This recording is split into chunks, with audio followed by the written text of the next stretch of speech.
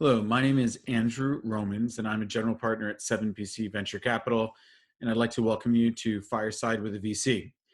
I want to start doing a series of almost video blog posts that dive into specific topics around corporate venture capital, or CVC.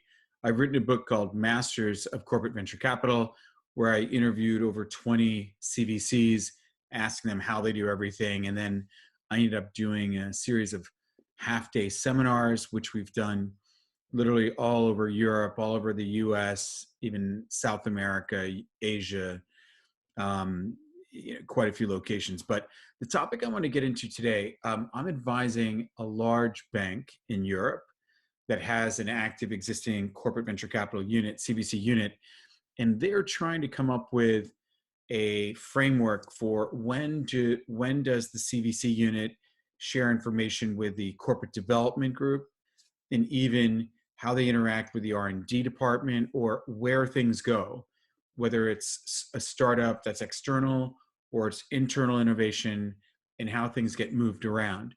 And I've been beginning to think and form a new kind of model. So if you know Michael Porter's 5 forces model, this is coming up with kind of a 6 or 7 point model around corporate venture capital. For these guys, they are developing a series of questions that, if the answer is this, then do that, and trying to figure out whether the CVC unit should be making an investment and establishing a company with something that's being created from inside of the bank or the corporation, or if it should go to R&D or things like that. And we've been discussing the CVC unit acting as a central repository for all external innovation that's being encountered, that gets flagged from different business units, gets sent to the CVC unit. And then the CVC unit is able to act like a traffic cop and know when to send things to different business units. For example, it's important to have separation between Corp Dev, the M&A team, and CVC, the investments group. And this is structured in different ways at different companies that I know and I talk to about this. But I think in general, the CVC unit should be in a position to send things to Corp Dev and say, are you aware of this? Are you tracking a group of companies that do this specific thing? Do you have any feedback on this? We're looking at it as potential investment, but wanted to get your thoughts on it. At the same time, you need to be careful that you have trust from VCs and entrepreneurs that are sending it to the CVC unit, where they're seeking to make a minority investment, or they're seeking to sell a minority of position in the company for further funding and growth, not go straight into an M&A transaction. They might want to control the timing of when they share that information. For example, if you want to sell your company to Cisco, and you share information with their corporate investments group, it's the same department.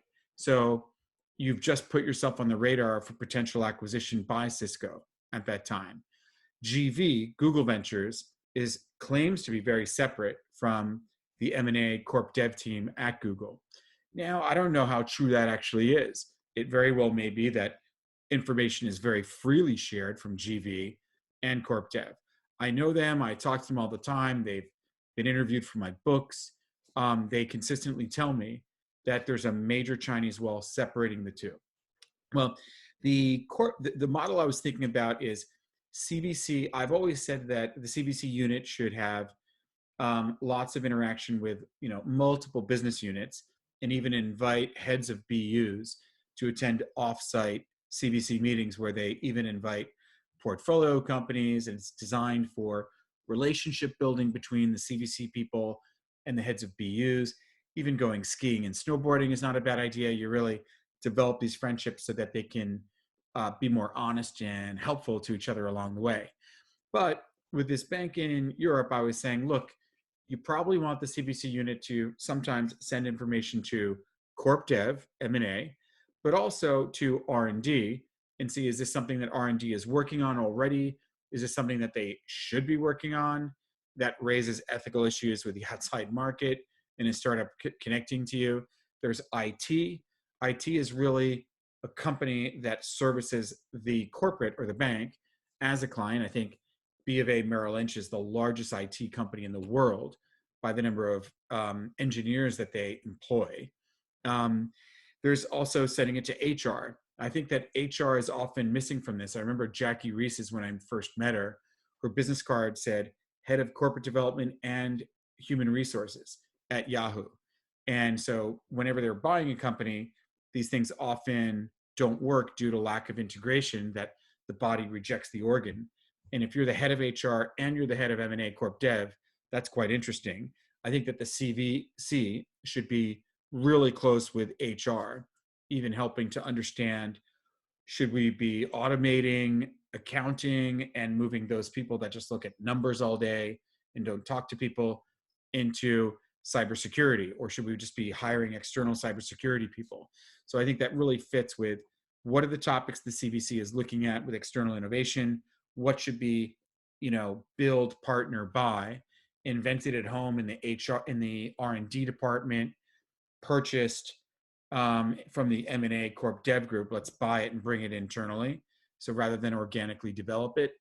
And our IT department should be a huge signal of, if they're about to become a customer and convert a trial to a enterprise recurring contract, that's a great signal for the CVC to even invest in the company and immediately get the bump of their major bank has become a customer. And it may have a domino effect on other banks.